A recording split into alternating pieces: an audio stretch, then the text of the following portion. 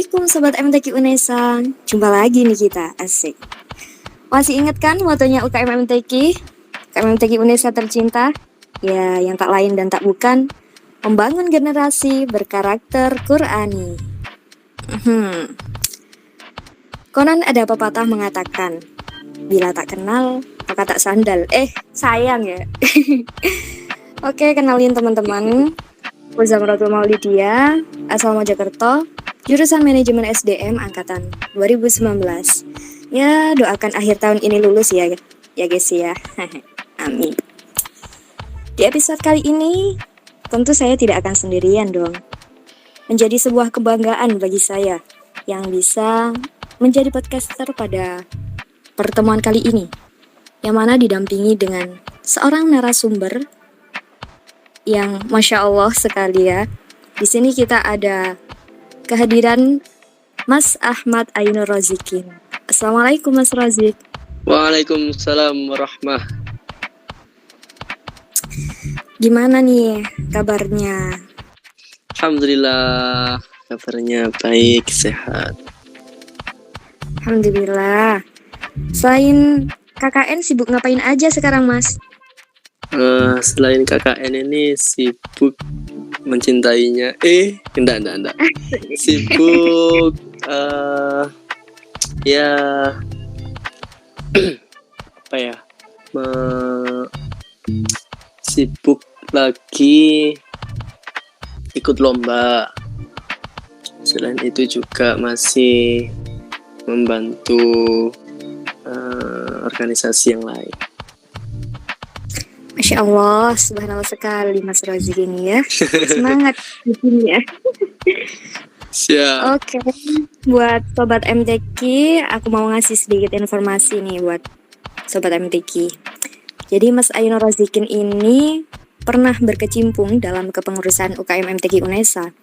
Di tahun 2019, tahun 2020, Mas Rozik ini pernah menjabat menjadi anggota Departemen Pengembangan Organisasi. Kemudian di tahun 2021, Mas Rozik ini pernah menjadi Ketua Umum UKM MTQ Unesa. Wah, tepuk tangan dulu ya. Masya Allah. Terus prestasi yang ditorehkan Mas Rozik ini juga banyak banget. Mas Rozik ini pernah menjuarai berbagai lomba kealquranan di tingkat jurusan, fakultas, tingkat Unesa, tingkat provinsi, nasional, bahkan di internasional. Wah, Masya Allah. Alhamdulillah. Sobat MTQ yuk, semangat yuk. Jangan pernah mau kalah nih sama Mas Rozik nih. Nah, melihat dari narasumber kita yang Masya Allah sekali ini ya, di sini kita akan membahas tentang berkah dengan tilawah. Mas Rozik, apakah masih ada di sana? Iya, masih stay. Ya, Mas Rozik, sejak kapan nih Mas menggeluti bidang tilawah? Saya menggeluti di bidang tilawah ini sejak umur kurang lebih berapa ya? Kurang lebih 9 tahun, kelas 4 MI pada waktu itu.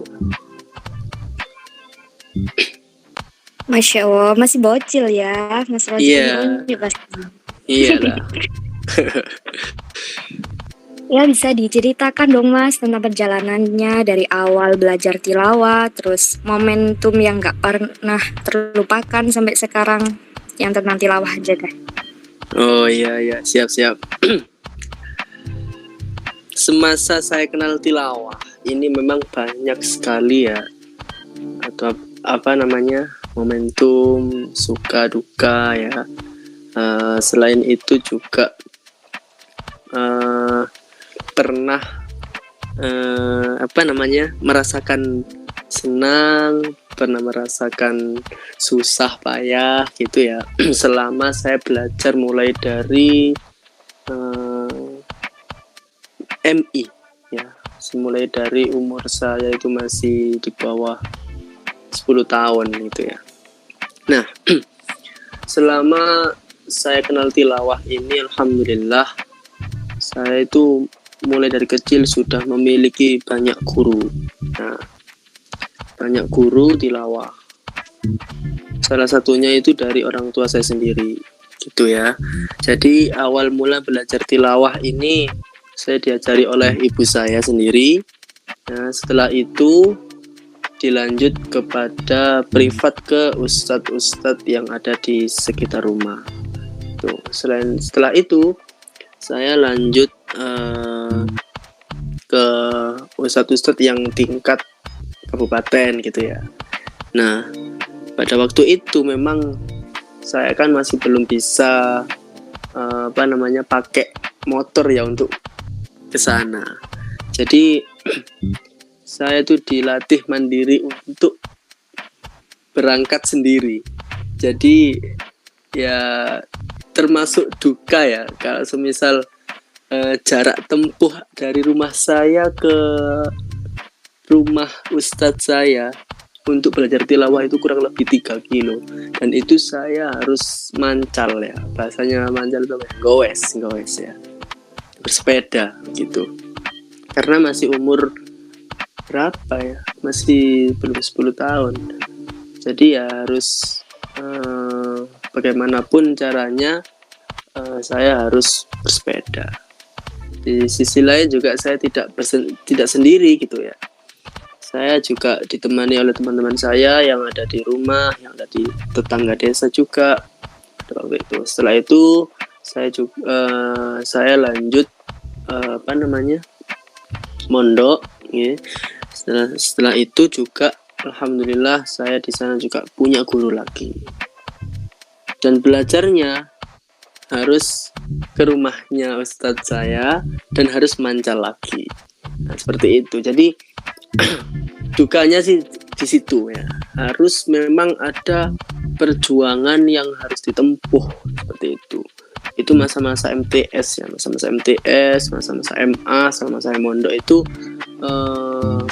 memang tidak ada motor di pondok pesantren. Jadi bagaimanapun caranya kalau nggak jalan kaki ya bersepeda, mancal ya gitu. Nah, senangnya di sisi lain ada duka, ada suka ya. Kalau sukanya ini alhamdulillah dari perjuangan belajar saya itu, saya mengikuti lomba pada waktu itu masih tingkat Semalang Raya ya. Tingkat Semalang Raya itu alhamdulillah pernah menjuarai juara 3 kalau nggak salah, insya Allah juara 3, saya lupa sebenarnya, juara 3. Nah, setelah Semalang Raya menang, setelah Semalang Raya dilanjut tingkat provinsi. Nah, tingkat provinsi ini saya ingat kelas 8 ya, kelas 8 mengikuti lomba tilawah tingkat provinsi itu juara 2 seperti itu, tingkat provinsi. Saya setelah itu saya sangat senang, bangga sekali ya, karena mulai dari kecil itu menangnya itu hanya cukup di tingkat kecamatan, kota gitu aja. Tapi di sisi lain di saat itu tingkat MTS SMP sederajat dan se-Jawa Timur, Kori Cili itu ya bahasanya, itu tempatnya di Mantiga Malang, sampingnya UM, itu saya mendapatkan juara 2. Nah, tahun berikutnya kan ada lagi eventnya sama ya, dan alhamdulillah saya bisa meraih juara 1. Nah, itu mau naik ke kelas 3 MTS itu saya sangat bangga sekali ya, karena setiap perjuangan itu pasti mempunyai hasil, asik. Nah, setelah itu pasti sangat banyak sekali ya, sampai sekarang kalau cerita ini nggak selesai nih ya, sampai dilanjut MA. Setelah itu saya juga lanjut mondok lagi di Jakarta, di sana juga punya guru lagi ya, guru lagi, dan pulang ke Surabaya sama jadi mahasiswa juga punya guru lagi. Jadi alhamdulillah di bidang tilawah ini saya juga punya banyak guru, dan dengan barokahnya para guru-guru saya ini, alhamdulillah saya bisa mendapatkan juara ya, juara baik di tingkat nasional maupun internasional. Alhamdulillah. Barakallah. Cukup mungkin. Subhanallah. Ya bisa diceritain mungkin Mas drama-drama tentang lomba MTQ ya. Oh, ketinggalan kereta misal ataupun yang lain gitu. Oh iya ya. Kalau drama-drama MTQ ya, pada saat itu kan saya lomba itu, setiap lomba yang saya ikuti itu offline ya. Pada masa MTS SMA ya. Di UM, di UB, kebetulan saya mau itu di Malang. Jadi event-event di Malang dimanapun, di UB, di apa namanya itu, UPN juga itu sering saya mengikuti lomba dan dapat juara. Nah, sebelum lomba itu saya itu pasti pasti mules ya, pasti kebelet BAB ya. Jadi dramanya itu pasti seperti itu. Mungkin ini dirasakan oleh seluruh teman-teman yang mendengarkan di sini ya. Enggak. Jadi setiap saya mengikuti lomba itu mau tampil dua orang sebelum saya itu pasti saya merasakan mules. Ini kenapa ya? Padahal saya nggak grogi nggak apa. Mungkin ya itu afdolnya kalau setelah VAP itu tampil bagus. Mungkin ya. Nah itu drama-drama yang seperti itu pasti saya lakuin karena ya nggak tahu ya, tiba-tiba dateng aja. Mungkin itu salah satu dramanya. Saking groginya mungkin Mas. Nervous. Iya, bisa jadi. Kalau aku sih ikut sih Mas, biasa ya. Kebelet pipis. Iya sih, kalau kebelet pipis itu memang sudah wajar ya, umum ya. Pastinya seluruh peserta pasti merasakan itu sebelum tampil di panggung yang wow ya. Itu pasti merasakan nervous dan pasti mau Karena adem panas. Iya, adem panasnya panggung.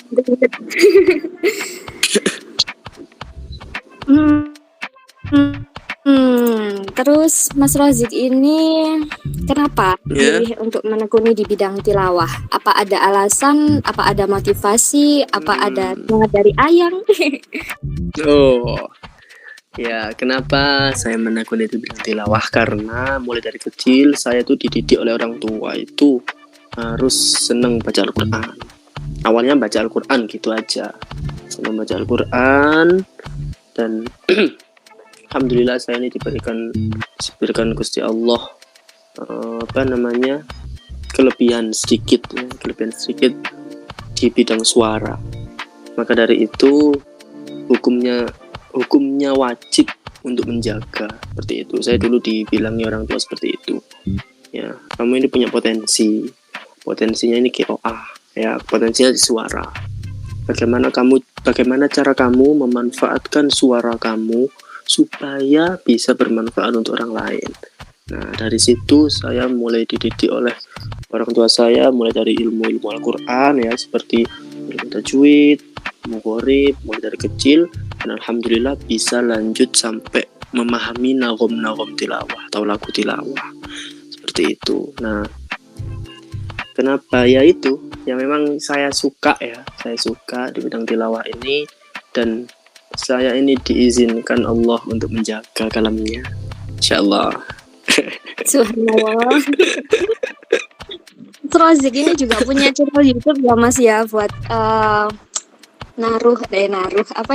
buat mengapresiasikan bakatnya terkait bidang apa nih Mas channel namanya? Channel YouTube saya sambil promosi nih ya. Channel YouTube namanya Ainur Rozikin ya. Teman-teman yang dengar di sini bisa langsung dan subscribe channel YouTube Aidar Skin dan UKM MTQ Unesa. Asik. Ya Mas Rozi, apa ada tips dan trik buat teman-teman nih yang baru mulai belajar tilawah? Tips dan trik buat teman-teman ya yang di sini, yang mendengarkan di sini. Dalam belajar tilawah ini memang susah-susah gampang gitu ya. Ada yang mengatakan susah, ada yang mengatakan gampang. Nah, tips dari saya harus ada gurunya. Yang pertama harus punya guru, dan gurunya harus bermuajahah ya, langsung harus ketemu offline ya, kasarannya itu ya, ketemu offline, harus saling belajarnya itu saling bermuajahah, bukan belajar dari YouTube, bukan belajar dari guru-guru yang ada di media sosial lain. Itu kurang afdol menurut saya, karena dari guru itulah ya, itu kita bisa mendapatkan ilmunya. Selain ilmu juga kita bisa mendapatkan barokahnya. Nah, karena apa? Guru itu memang kita kalau misal mempunyai guru itu pasti saling sambung doanya, saling sambung, saling percaya ya. Kalau semisal di bahasakan itu kayak tali yang rapat gitu loh ya. Doa itu doa ya, dungo dinungo kalau sama guru itu. Nah, dari situlah kita itu bisa mendapatkan berkahnya, dan kita cepat memahami apa itu tilawah. Selain itu juga kita bisa dapat mendapatkan prestasi yang cukup ya, yang istimewa lah kasarannya. Karena apa? Yaitu tadi kita saling sambung antara ilmu kita dengan ilmunya guru, itu saling sambung doa juga.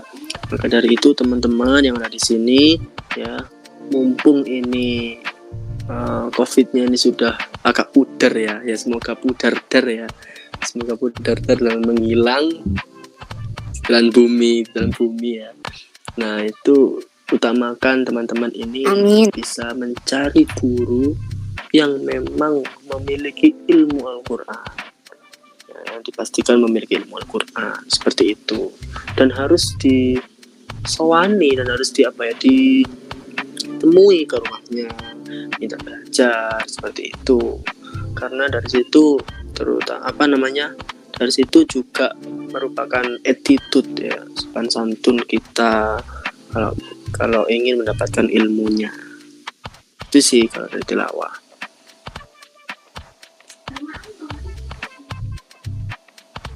Masya Allah sekali ya tips dan triknya. Kalau untuk menjaga suara nih Mas, apa nih? Mungkin ada tips minum jahe ataupun minum air embun atau mungkin bisa di-share. Ya, kalau menjaga suara ini, kalau dari minum jahe itu agak gimana ya? Karena jahe itu, kalau dari saya sendiri sih, jahe itu hanya untuk mengembalikan suara kalau misal habis. Kalau dari saya sendiri sih pribadi. Nah, karena kalau dari minum jahe itu kan bukan malah mengenakkan ya, tapi mengembalikan. Kalau misal ada suara serak, ada suara habis, seperti itu. Jadi cara saya menjaga suara itu ya dengan latihan, dengan berolahraga, dengan menjaga makan minum ya. Maksud dari menjaga makan minum ini ya tidak dilarang untuk makan gorengan gitu, enggak. Dilarang makan sambal itu enggak. Maksudnya ya enggak apa-apa makan gorengan, makan sambal, tapi ya secukupnya saja, tidak harus berlebihan setiap hari itu enggak. Jadi ya saya juga menjaganya itu enggak terlalu menjaga banget gitu ya. Karena kalau saya menjaga banget itu malah tidak merasa tidak merasa aman gitu loh dari suara saya sendiri. Makanya menjaga suara dari saya sendiri ya, itu mungkin lebih mengurangi es, lebih mengurangi gorengan, lebih mengurangi sambal-sambal yang berminyak seperti itu. Bukan dilarang makan itu ya, bukan dilarang makan gorengan, minum es, enggak, tapi lebih mengurangi saja seperti itu. Karena es juga enak, guys, seger ya. Gorengan juga enak. Seger banget, enak banget. Iya, emang negatif makan. Oh, terima kasih ya Mas Rozik buat tips dan triknya tadi. Ya, sama-sama. Terakhir boleh kasih semangat dan motivasi dong Mas buat saya dan Sobat MTQ. Oh iya, kasih semangat ya Mas Sobat. Buat teman-teman yang mendengarkan di sini ya. Jangan putus semangat dalam belajar Al-Quran. Karena selama kita belajar Al-Quran ya, mulai dari umur berapapun, dimanapun, kapanpun, kalau semisal itu berkaitan dengan Al-Quran, pasti Allah juga bisa menjaga apa saja yang kita inginkan. Pasti Allah juga menjaga atau mengabulkan apa yang kita harapkan. Maka dari itu jangan capek-capek kalau semisal teman-teman ini mengurusi UKM MTQ terutama ya, karena itu juga termasuk hal menjaga Al-Quran. Karena dari setiap kegiatan, dari setiap program kerja, dari setiap teman-teman yang ada di situ itu termasuk pecinta Al-Quran semuanya. Maka dipastikan ya, bahkan pembina sendiri itu juga pecinta Al-Quran. Maka dipastikan teman-teman yang saling menjaga Al-Quran, saling berteman dengan orang pecinta Al-Quran, insya Allah hidupnya juga dijaga oleh Allah. Seperti itu. Masya Allah, hidupnya dijaga oleh Allah tadi, masuk ke berkah dalam tilawah ya Mas ya. Nah betul, berkah dalam tilawah. Masya Allah. Wah, senang sekali bisa ngobrol berdua sama Mas Rozik. Padahal kita tetangga kecamatan ya Mas, tapi nggak pernah ngobrol lagi ketemu. Iya. Terima kasih banyak buat Mas Rozik atas sharing-sharingnya kali ini. Semoga Mas Rozik sehat selalu dan dilancarkan dalam segala urusan baiknya. Amin. Cukup sampai di sini ya Sobat MTQ. Jumpa lagi di podcast episode berikutnya. UKM MTQ UNESA, membangun generasi berkarakter. Assalamualaikum.